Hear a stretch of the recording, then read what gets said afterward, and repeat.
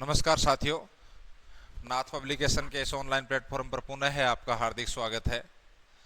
अपनी जो क्लासें चल रही थी भारत के भूगोल की पटवार से संबंधित, उसमें अपना एक आज नया टॉपिक है भारत में मृदा संसाधन, भारत में मिट्टियाँ। इसको अपन आज एक ही क्लास में कंप्लीट करेंगे, तो ज़्यादा बड़ा टॉपिक नहीं है, इसको इतना डिटेल से नहीं पढ़ेंगे। वैसे मैटर किताब में दिया हुआ है जिसकी चर्चा मैं बार बार कर चुका। मैं ये देखिए, जो टॉपिक है अपना वो है भारत में मृदा संसाधन। ये जो अपनी किताब है पटवार वाली, और पटवार का प्रैक्टिस सेट या प्रश्न बैंक है वो मार्केट में आ ही गया है, तो आप उससे भी प्रैक्टिस करें, ठीक है ना। तो अपन शुरू करते हैं। टॉपिक अपना क्या है? भारत में मृदा संसाधन। भारत में मृदा संसाधन, भारत में मृदा संसाधन, ये अपना टॉपिक है। देखो, एक पॉइंट तो ये है कि जो मृदा का अध्ययन है वो क्या कहलाता है, यदि ये पूछ लिया जाए अपने को, तो मृदा का अध्ययन है, मिट्टी तो जानते हैं सब, मृदा का अध्ययन है पेडोलॉजी कहलाता है, पेडोलॉजी कहलाता है। एक बात तो ये याद रख लेना। उसके बाद में मिट्टी के बारे में आप सब जानते हो, अपन सीधे टू द पॉइंट वहीं चलते हैं जहां से प्रश्न अपने पूछ जाते हैं, और अपने जो क्वेश्चन पूछ जाते हैं वो मृदा के प्रकार से पूछ जाते हैं। और अपन जो प्रकार यहां पर पढ़ेंगे वो पढ़ेंगे भारतीय कृषि अनुसंधान परिषद का, भारतीय कृषि अनुसंधान परिषद, इसका वर्गीकरण पढ़ेंगे। और इसने मृदा को 8 भागों में विभाजित किया है। भारत में मृदा को 8 भागों में विभाजित किया है। और ये हमें 8 जो प्रकार हैं, अपने प्रश्न यहीं से आते हैं, इन पे फोकस करना है। क्या क्या इनकी विशेषताएं हैं, कहाँ इनका विस्तार है, यहां से अपने प्रश्न पूछे जाते हैं। सबसे पहले जो मृदा है इंपॉर्टेंट है वो आपकी है जलोढ़ मृदा। कौन सी? जलोढ़ मृदा। जलोढ़ मृदा, जलोढ़ मृदा। देखो, जलोढ़ मृदा नाम से दिख रहा है, नदियां अपने साथ बहाकर जो अवसाद लेके आती हैं उसका यदि जमाव हो जाता है उस प्रकार की मृदा से, वो जो मृदा होती है वो कौन सी होती है? जलोढ़ मृदा। यानी आप ये कहोगे कि नदियों द्वारा बहाकर लाए गए अवसाद के निक्षेपण से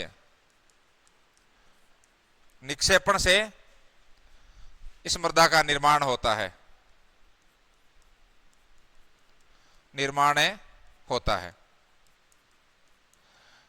तो आप इस शब्द पे फोकस करो, नदियों द्वारा।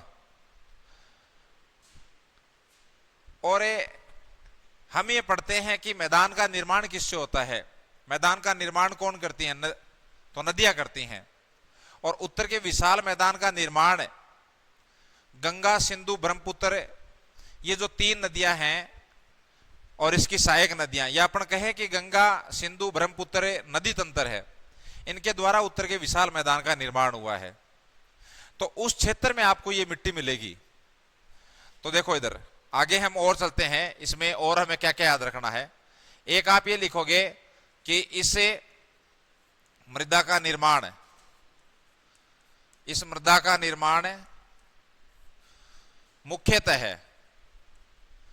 मुख्यतः गंगा, ब्रह्मपुत्र, सिंधु नदी तंत्रों से हुआ है।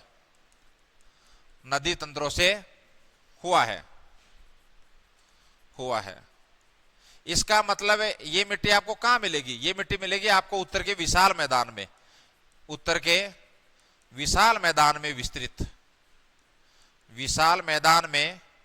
विस्तृत। क्योंकि हम जब उत्तर का विशाल मैदान हम पढ़ते हैं तो हम वहां पढ़ते हैं कि इस मैदान का निर्माण किसने किया? इन नदियों ने किया। इसलिए आपको यदि ये पूछ लिया जाए कि खास करके जलोढ़ मृदा का विस्तार कहाँ है, तो जलोढ़ मृदा का विस्तार खास करके आपको उत्तर के विशाल मैदान में मिलेगा। और इस उत्तर के विशाल मैदान में पंजाब से लेकर आगे जाओगे तो हरियाणा, पूर्वी राजस्थान,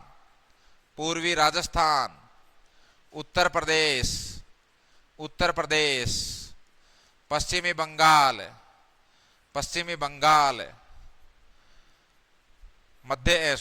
असम, खास करके यहां विशेष करके इस मृदा का विस्तार यहां मिलेगा, एक बड़े क्षेत्र में मिलेगा।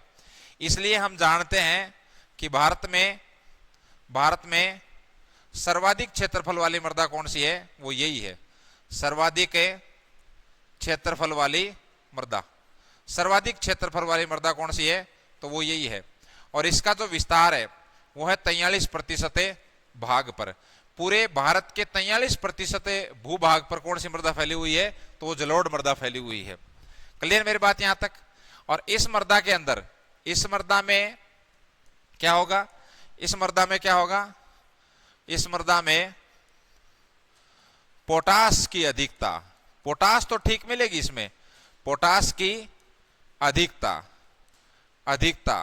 लेकिन कमी किसकी होगी, नाइट्रोजन।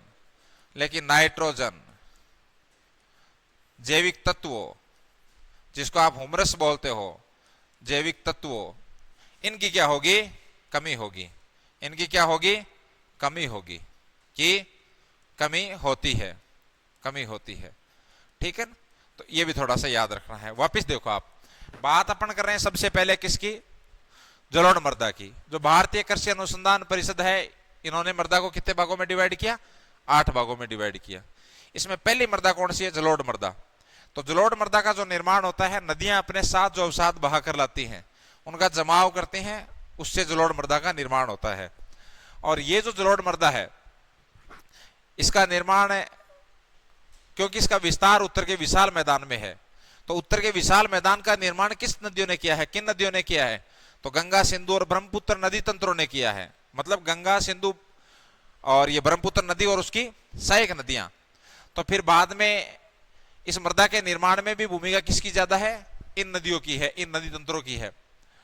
और इसका जो विस्तार है उत्तर के विशाल मैदान में, पंजाब, हरियाणा, पूर्वी राजस्थान, उत्तर प्रदेश, बिहार, थोड़ा बहुत मध्य प्रदेश, छत्तीसगढ़ का हिस्सा भी, उसके बाद आप आगे जाओगे तो पश्चिम बंगाल, असम, यहां इनका विस्तार है। भारत में ये इंपॉर्टेंट है, भारत में सर्वाधिक क्षेत्रफल में जो मृदा विस्तृत है वो कौन सी है, वो जलोढ़ मृदा है। पूरे भारत के क्षेत्रफल के 43% भूभाग पर कौन सी मृदा है, तो जलोढ़ मृदा है। इसमें आपको पोटास की मात्रा तो ठीक मिलेगी, लेकिन नाइट्रोजन, जैविक तत्व, अन्य जो तत्व हैं उनकी आपको कमी देखने को मिलेगी। और फिर इस मृदा के 2 भाग हैं, यानी जलोढ़ मृदा को 2 भागों में डिवाइड किया गया है। जलोढ़ मृदा को 2 भागों में विभाजित किया गया है, 2 भागों में विभाजित किया गया है, 2 भागों में विभाजित किया गया है इसको। और ये 2 भाग कौन से हैं, ये एक तो है आपका बांगर, और ये पीछे मैं पढ़ा चुका हूं, यदि आपको याद हो तो थोड़ा बहुत। पीछे हमने पढ़ा है, बांगर कहां आया था, हमने पढ़ा है भारत के भौतिक प्रदेश, और हमने वहां पढ़ा था उत्तर का विशाल मैदान। और इस उत्तर के विशाल मैदान में तो हम क्या पढ़ रहे हैं कि इस उत्तर के विशाल मैदान में कौन सी मिट्टी है, तो जलोढ़ मृदा है। इस उत्तर के विशाल मैदान को याद आ रहा हो तो हमने 4 भागों में विभाजित किया था, 4 भागों में विभाजित किया था। ये 4 भाग कौन से थे, तो भाबर था, उसके बाद में क्या था, तो तराई था, उसके नीचे क्या था, तो खादर था, और इसके साथ क्या था, तो बांगर था। ठीक है ना। और हमने यहां पढ़ा है भाबर, जो आपके शिवालिका के जस्ट दक्षिण में या हिमालय के गिरिपद में, जहां पर छोटी नदियां विलुप्त हो जाती हैं, वो कंकड़ पत्थर युक्त जो मैदान है वो आपका भाबर कहलाता है। और उस कंकड़ पत्थर युक्त मैदान के अंदर छोटी नदियां विलुप्त हुई, वो आगे आके और ऊपर मैदानी भाग में आ जाती है, और वो क्षेत्र तर हो जाता है, इसलिए वो तराई कहलाता है। तो भाबर के जस्ट दक्षिण में उसके समानांतर क्या है, तो तराई है। और फिर हमने खादर और बांगर और पढ़े थे, खादर और बांगर हमने पढ़े थे, तो वही बांगर है ये। तो बांगर का मतलब क्या है, बांगर का मतलब है पुरानी जलोढ़ मृदा युक्त मैदान। है ना।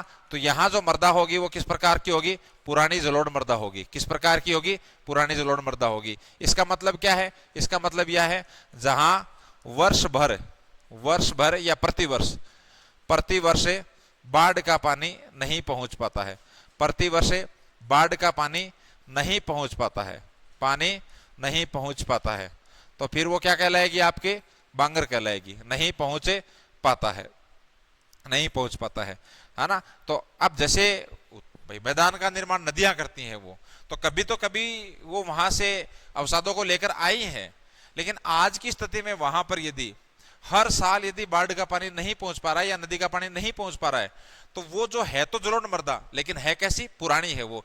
तो वो जो पुरानी है उसको हम क्या कहेंगे, उसको हमको कहेंगे बांगर। तो बांगर इसी का भाग है जलोढ़ मृदा का ही, भाई इसमें ही है जलोढ़ मृदा के अंदर ही। खादर क्या है, खादर क्या है ना। तो खादर भी हम पढ़ चुके हैं, खादर क्या है ना। तो खादर क्या है, खादर है नवीन जलोढ़ मृदा। जो नवीन जलोढ़ मृदा है ना, नवीन जलोढ़ मृदा, नवीन जलोढ़ मृदा युक्त मैदान को हमने क्या कहा था, खादर। तो जो नवीन जलोढ़ मृदा है वो क्या कहलाती है, खादर कहलाती है आपकी। इसका मतलब क्या हुआ, जहां प्रति वर्ष बाढ़ का पानी पहुंच पाता है, जहां प्रति वर्ष बाढ़ का पानी पहुंच पाता है, बाढ़ का पानी पहुंच पाता है, पहुंच पाता है, वो क्या है आपका, वो आपके खादर है, खादर है। तो ये तीन चीजें हमने यहां पढ़ी हुई हैं। जलोढ़ मृदा नदियों द्वारा बहाकर लाए गए अवसाद के निक्षेपण से किस मृदा का निर्माण होता है, जलोढ़ मृदा का।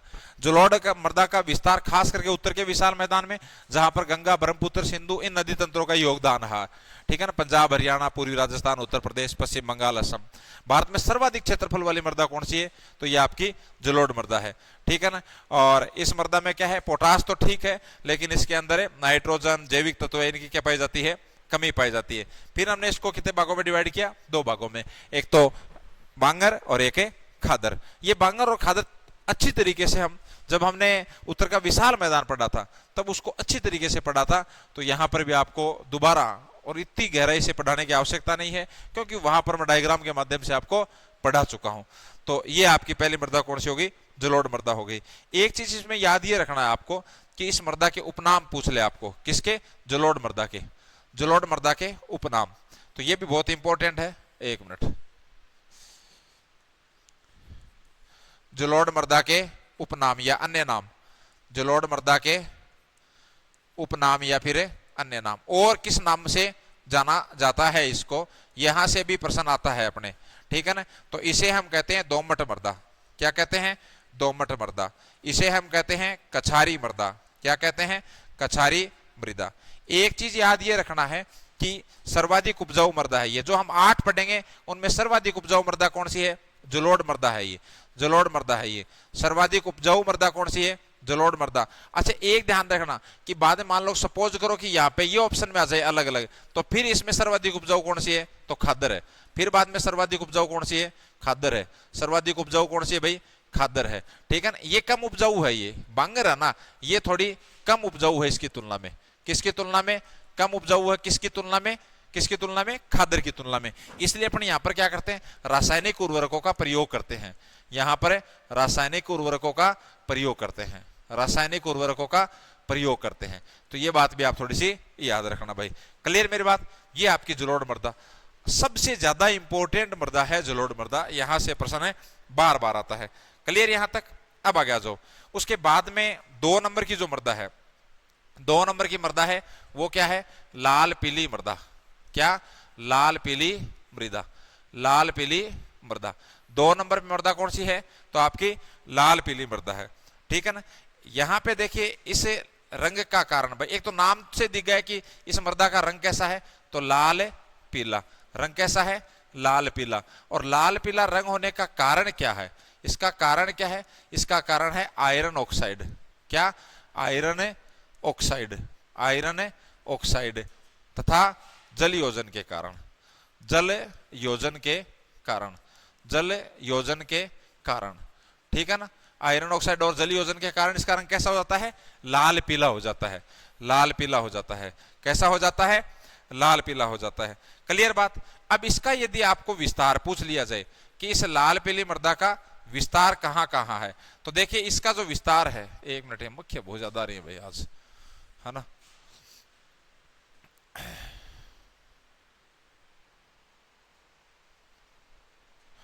अब देखो इसका जो विस्तार है वो देखो इधर, इसका विस्तार आपको ओडिशा में, ओडिशा में इसका विस्तार मिलेगा आपको छत्तीसगढ़ में, छत्तीसगढ़ में मिलेगा आपको। इसका विस्तार मिलेगा आपको जो ये उत्तर के विशाल मैदान है इसके दक्षिणी भाग में, उत्तर के विशाल मैदान के, उत्तर के विशाल मैदान के दक्षिणी भागों में, दक्षिणी भागों में, दक्षिणी भागों में, है ना। इसका विस्तार मिलेगा आपके ये जो पश्चिमी घाट है इसके नीचे वाले भागों में, यानी गिरिपद में, यानी हम कह सकते हैं पश्चिमी घाट के,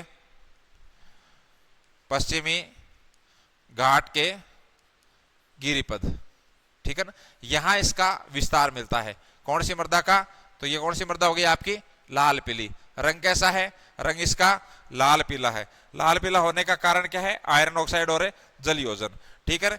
इस मिट्टी के अंदर भी क्या होता है? इस मिट्टी में भी आपके नाम से दिख रहा है कि एक तो इसके अंदर क्या है? आयरन है, प्लस इसमें पोटास की मात्रा भी ठीक होती है। तो इस मृदा में, इस मृदा में आयरन तथा, एक तो आयरन और एक है पोटास, आयरन तथा पोटास की मात्रा अधिक, पोटास की मात्रा अधिक, अधिक। लेकिन बाकी के जो तत्व हैं जैसे नाइट्रोजन, जैविक तत्व जो हुमरस, लेकिन है नाइट्रोजन, नाइट्रोजन, हुमस, हुमस की मात्रा कम, मात्रा कम होती है, ठीक है ना। तो ये मृदा कौन सी हो गई आपकी? लाल पीली मृदा हो गई, ठीक है ना। कौन सी हो गई? लाल पीली। तो पहली होगी जलोढ़, दूसरी कौन सी होगी? लाल पीली मृदा।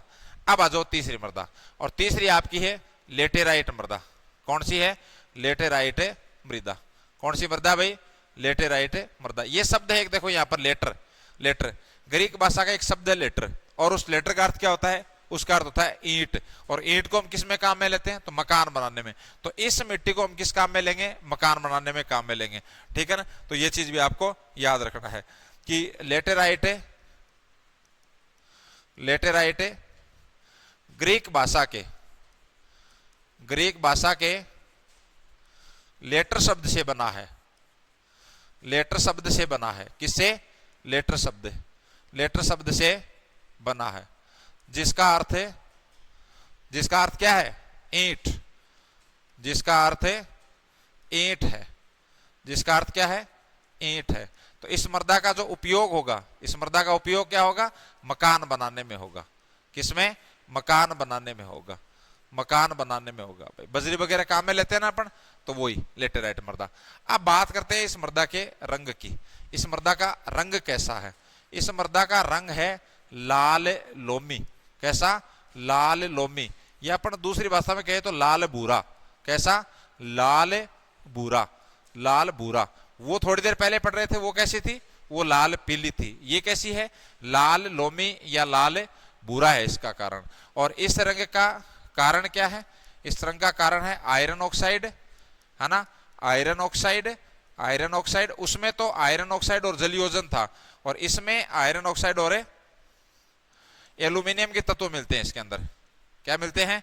एल्यूमिनियम के तत्व मिलते हैं, एल्यूमिनियम के तत्व मिलते हैं। इसके कारण इसका रंग कैसा होता है? लाल भूरा होता है। कैसा होता है? लाल भूरा होता है। क्लियर। और इस मृदा का जो विस्तार मिलेगा आपको, वो खास करके पश्चिमी घाट, छोटा नागपुर का पठार, इधर मिलेगा आपको, ठीक है ना। इस मृदा का विस्तार कहां मिलेगा आपको? तो पश्चिमी घाट, है ना, पश्चिमी घाट, छोटा नागपुर का पठार। छोटा नागपुर का पठार कहां है? झारखंड में, जिसे क्या कहते हैं? भारत का रूर प्रदेश कहते हैं, वहां, है ना। अरावली के दक्षिणी क्षेत्र में, अरावली के, अरावली के दक्षिणी भाग में, दक्षिणी भाग में यहां इसका विस्तार मिलता है। तो यह आपकी कौन सी मृदा हो गई? आपकी ये लेटेराइट मृदा या लाल लोमी मृदा या लाल भूरी मृदा हो गई, ठीक है ना। और लाल लोमी का कारण क्या है? आयरन ऑक्साइड और एल्यूमिनियम के तत्व इसके अंदर पाए जाते हैं। इसका विस्तार खास करके पश्चिमी घाट, छोटा नागपुर का पठार, अरावली के दक्षिण, यानी जो आपके पर्वतीय भाग है ना, उनमें ये मृदा आपको देखने को मिलेगी। कौन सी? लाल लोमी मृदा या लाल भूली मृदा, या फिर उसका नाम क्या है? लेटेराइट मृदा। क्लियर यहां तक बात? तो ये लेटेराइट मृदा हो गई। तो 3 मृदा हमने पढ़ ली। सबसे पहले हमने जलोढ़ मृदा पढ़ी, उसके बाद लाल पीली मृदा पढ़ी, और अभी हमने कौन सी पढ़ी है? लेटेराइट मृदा। एक मृदा उसके बाद बहुत ज्यादा इंपॉर्टेंट है, और वो है काली मृदा। कौन सी है? काली मृदा। क्या है? काली मृदा। काली मृदा के तो उपनाम ही ज्यादा इंपॉर्टेंट है। उपनाम क्या है? उपनाम कौन कौन से हैं वो देखो, है ना, ये इंपॉर्टेंट है उपनाम। इसे कहते हैं रेगूर मृदा। पता नहीं कितनी बार पूछा जा चुका है। रेगूर मृदा किसको कहते हैं? तो काली मृदा को कहते हैं। और इसे कहते हैं काली कपासी मृदा। काली कपासी मृदा कपास के लिए बहुत इंपॉर्टेंट है। इसे कहते हैं स्वतः जुताई वाली मृदा। स्वतः जुताई वाली मृदा। स्वतः जुताई वाली मृदा। और इसे कहते हैं लावा मृदा। क्या कहते हैं? लावा मृदा। क्या कहते हैं? लावा मृदा। देखो इसके अंदर कपास खूब होती है, ठीक है ना। स्वतः जुताई वाली, देखो इस मृदा क्या होती है, एक चीज बताता हूँ फिर मैं समझाता हूँ आपको कि इस मृदा में क्या होती है? सर्वाधिक नमी धारण क्षमता, यानी सर्वाधिक नमी धारण क्षमता वाली मृदा। सर्वाधिक नमी धारण क्षमता वाली मृदा। सर्वाधिक नमी धारण क्षमता वाली मृदा। क्षमता वाली मृदा कौन सी है? तो ये आपकी काली मृदा है ये। अब क्या होता है कि इस मृदा में जो कण होते हैं ना मिट्टी के, वो एकदम महीन होते हैं। इसके कारण क्या होता है कि उनके बीच में गैप ज्यादा नहीं रहता है, तो फिर ये इस नमी को और धारण करके रख सकती है ये।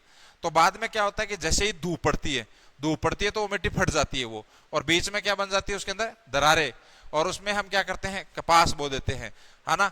और फिर बाद में तो वो जैसे खेत में अपन खेत बोते हैं तो वो जो हल चलाते हैं तो उसमें भी क्या होता है? दरार ही तो पड़ती है, और यहाँ पर अपने आप ही दरार पड़ रही है, इसलिए इसे स्वतः जुताई वाली मृदा कहते हैं ये, ठीक है ना। और इसके अंदर क्या होता है, जब हम कपास बोते हैं तो उसमें सिंचाई की आवश्यकता नहीं होती है, ठीक है नहीं। ये तो इसलिए इसको क्या कहा जाता है? काली कपासी मृदा कहा जाता है। तो काली मृदा बहुत ज्यादा इंपॉर्टेंट है।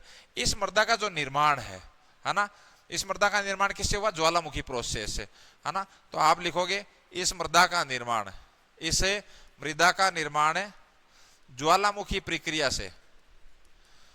ज्वालामुखी प्रक्रिया, ज्वालामुखी प्रक्रिया से लावा के ठंडे होने से, लावा के ठंडे होने से निर्मित।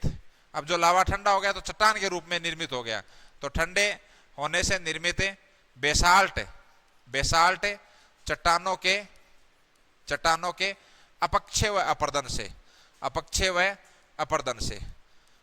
से इस मिट्टी का क्या होता है? निर्माण होता है, ठीक है ना भाई। वो लावा बाहर आके वो ठंडा हो गया तो वो चट्टानों के रूप में हो गया, बाद में वो टूट कर वो मिट्टी का रूप उसने प्राप्त कर लिया। तो इस मृदा का निर्माण किससे हो रहा है? ज्वालामुखी प्रक्रिया से, लावा से। इसलिए हमने क्या कहा? इसको लावा मृदा कहा।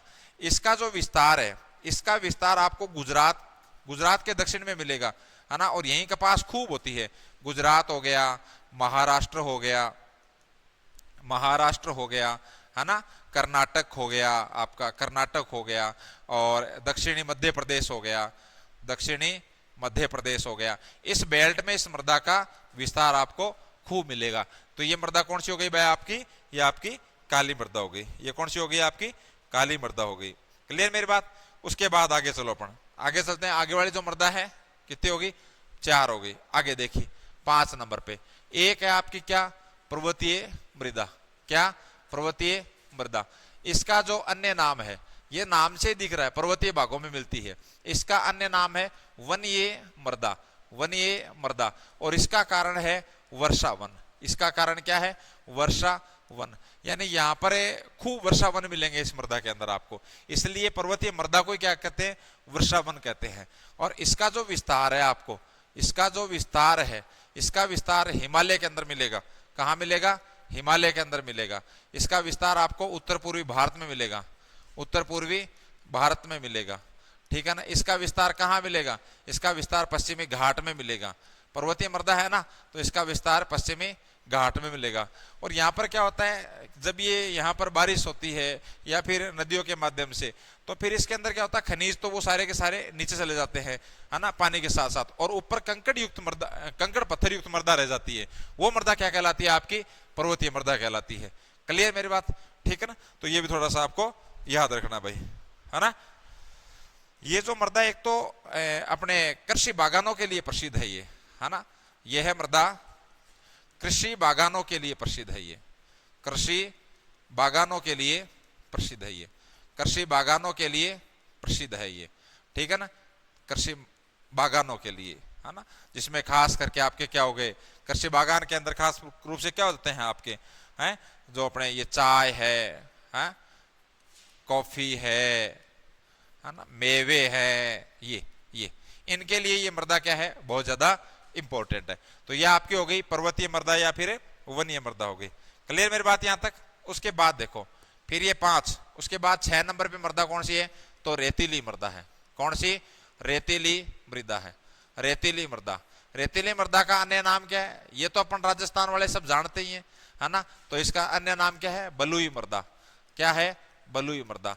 और इसमें नमी धारण क्षमता सबसे कम होती है इसमें, है ना, नमी धारण क्षमता न्यूनतम, नमी धारण क्षमता न्यूनतम। और इसका कारण है क्योंकि इससे मृदा के कण होते हैं मोटे मोटे होते हैं, तो इनके बीच में गैप ज्यादा होता है, तो वो फिर बाद में जो पानी होता है या बारिश होती है तो पानी नीचे चला जाता है। सबसे ज्यादा तो नमी धारण क्षमता काली मृदा में, और सबसे कम किसमें, तो आपके रेतीली मृदा में है। इसका जो विस्तार आप देखोगे, इसका विस्तार खास करके अपने पश्चिमी राजस्थान में है ना, खास करके तो कहाँ है, पश्चिमी राजस्थान में है। स्पेशल तो इस पे ही फोकस करना है। इसके अलावा आपको उत्तरी गुजरात, यानी गुजरात का वह पार्ट जो पश्चिमी राजस्थान से टच करता है, वो उत्तरी गुजरात, ठीक है ना। इसके अलावा पश्चिमी पंजाब और पश्चिमी हरियाणा, पश्चिमी पंजाब और पश्चिमी हरियाणा, पश्चिमी हरियाणा जो अपने उधर ऊपर राजस्थान की ओर लगते हैं वो, ठीक है ना। मरुस्थलीय इलाके जैसे गंगानगर, हनुमानगढ़, झुंझुनू, चूरू, इनके टच वाले ये बेल्ट, यहां पर भी आपको रेतीली मृदा मिलेगी। आपको क्या मिलेगी रे भाई, रेतीली मृदा मिलेगी। तो रेतीली मृदा तो ये तो अपन सब खूब जानते हैं बालू मृदा के बारे में, है ना। मोटा अनाज के लिए उपयुक्त है ये।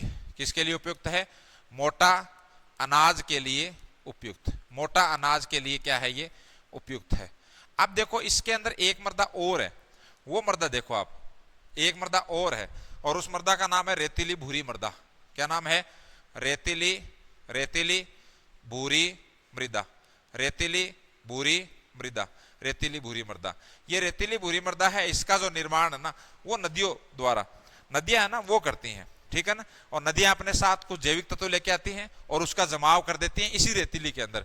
यानी नदियों द्वारा, नदियों द्वारा, नदियों द्वारा, एक मिनट, नदियों द्वारा बहाकर लाए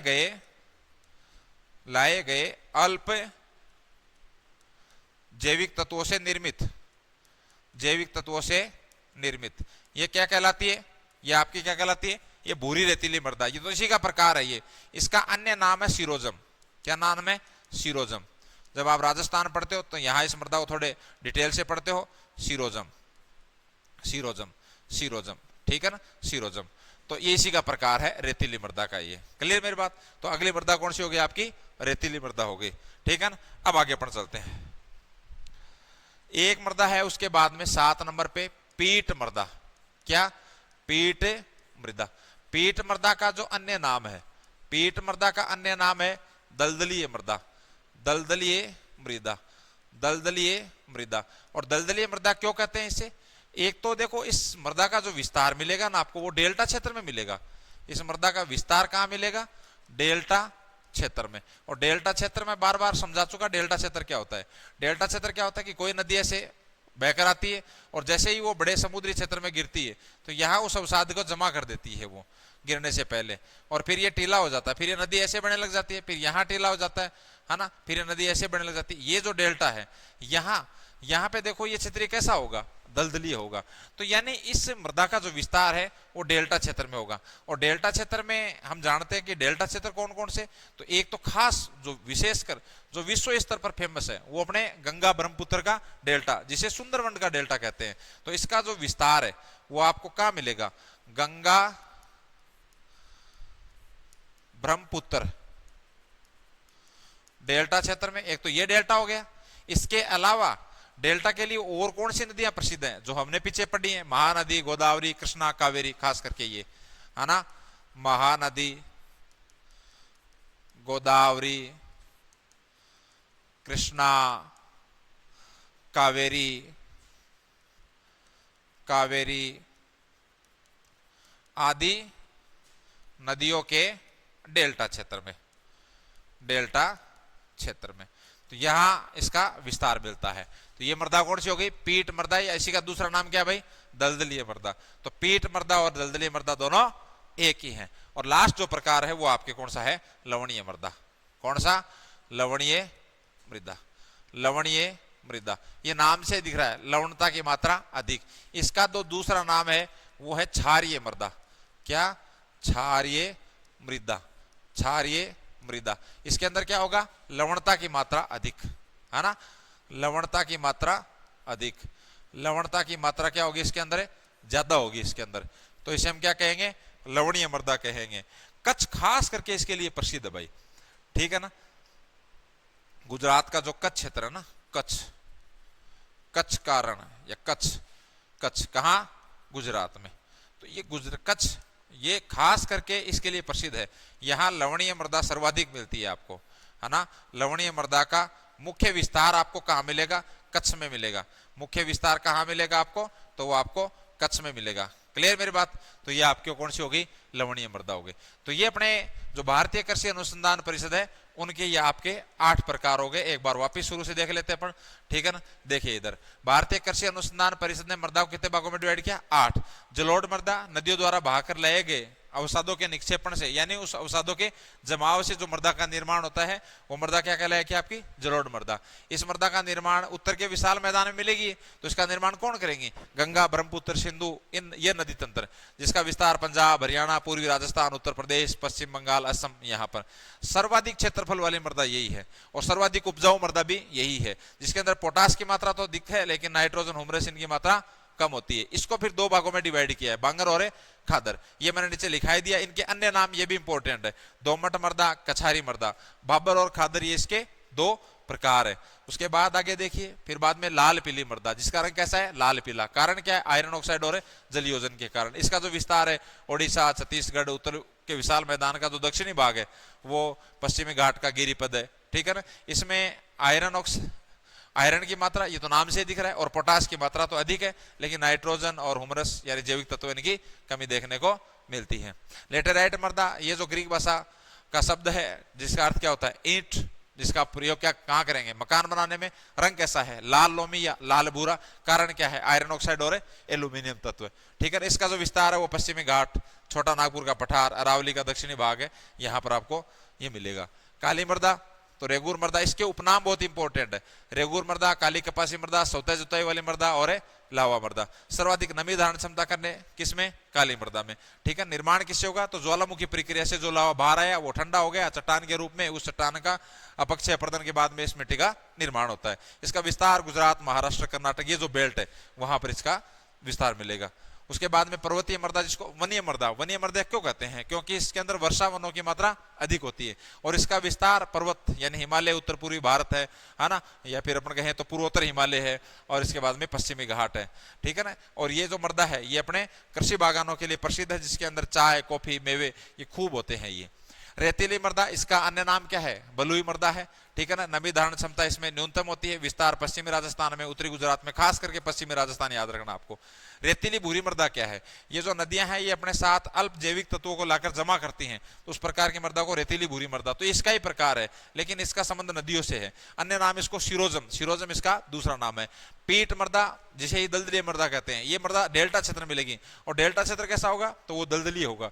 तो इसलिए इस मृदा का नाम क्या हो गया, दलदली मृदा हो गया। ठीक है ना, गंगा ब्रह्मपुत्र का डेल्टा हो गया, महानदी गोदावरी कृष्णा नदियों का डेल्टा हो गया, यहाँ पे ये मृदा मिलेगी। लवणीय मृदा, तो लवणता की मात्रा अधिक होगी, अन्य नाम कसारी मृदा, सॉरी क्षारीय मृदा है। और कच्छ गुजरात, यहाँ पर इस मृदा का खास करके विस्तार मिलेगा। ये तो भारतीय कृषि अनुसंधान परिषद का वर्गीकरण था। एक अपन पीएच की मात्रा के आधार पर और वर्गीकरण करते हैं। ठीक है ना, अम्लीय मृदा और क्षारीय मृदा। देखो जो सामान्य मृदा होती है ना, सामान्य मृदा के पीएच का मान होता है, सामान्य, ये प्रश्न पूछा हुआ है, सामान्य मृदा के पीएच का मान, पीएच मान वो होता है 6 से 7। ये खास करके याद रखना, मतलब इस प्रकार की मिट्टी के अंदर क्या होती है, खेती आराम से हो जाएगी। लेकिन यहां से फिर पीएच की मात्रा है, वो मान है, वो कम होने लग जाता है या ज्यादा होने लग जाता है, तो फिर बाद में वहां पर खेती थोड़ी सी क्या है, उतनी नहीं हो पाती है जितनी इस मृदा में होती है। तो सामान्य मृदा का पीएच मान कितना होता है, 6 से 7 होता है, 6 से 7 के बीच में होता है। और इस आधार पे दो प्रकार की मृदा होता है, एक तो होती है अम्लीय मृदा। क्या, अम्लीय मृदा। अम्लीय मृदा किसको बोलते हैं, जब मृदा का पीएच मान क्या हो, 7 से अधिक, है ना, 7 से अधिक। जिस मृदा के पीएच का मान कितना होगा, 7 से ज्यादा होगा, 7 से ज्यादा होगा तो वो मृदा क्या कहलाएगी, अम्लीय मृदा कहलाएगी। सॉरी क्या बोल रहा हूं, 7 से कम हो, 7 से कम हो, यदि पीएच का मान 7 से कम हो तो वो मृदा क्या कहलाएगी आपकी, वो आपकी अम्लीय मृदा कहलाएगी। और इस मृदा का जो उपचार या समाधान क्या है भाई, कहने का मतलब है कि जब इसके अंदर है और पीएच मान है वो डाउन हो जाता है, तो फिर बाद में क्या करें, इसका इलाज क्या है, तो इसका इलाज है चूना। क्या है, चूना। मतलब उस मृदा के अंदर आप चूना मिला दो तो फिर उसके पीएच का मान बढ़ जाएगा और वो खेती लायक हो जाएगी वो मृदा। ठीक है ना। दूसरे प्रकार की मृदा है क्षारीय मृदा। क्या, क्षारीय मृदा। और क्षारीय मृदा का मतलब क्या होता है, क्षार का मतलब क्या होता है, जब पीएच का मान 7 से ज्यादा हो। जब